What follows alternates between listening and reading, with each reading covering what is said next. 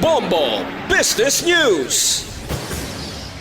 Ginapanawagan ni Department of Agriculture Secretary Francisco Tio Laurel Jr. sa mga mamalidha na padasigo ng pagpasar sang ginaproponer nga hagna para mapondohan ang coco levy sa pungsod. Nagpaanda man ini nga ang madugay nga pag-delay sa pagbukas ang pondo magaresulta sa pagkadula sang oportunidad para sa mga mangunguma sa sektor sang niyog. Tuig 2021 sang ginpirmahan ang Republic Act 11524 ukon ang Coconut Farmers and Industry Trust Fund Act ni former President Rodrigo Roa Duterte. Tuyo sini nga pabaskugon kag pasangkaron ang mga benepisyo para sa nagatanom sang niyog.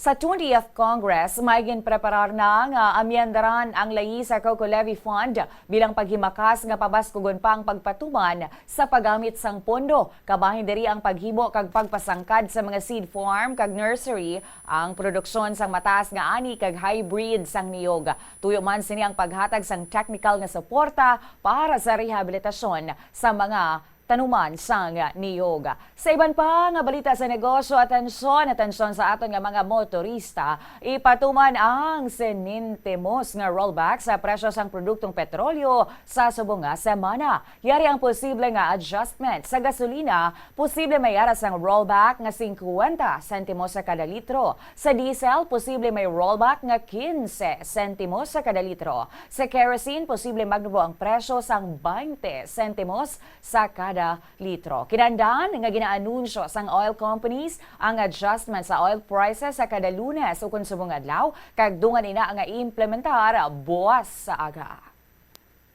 Bombo Foreign Exchange Update is brought to you by Queen Bank Business Banking.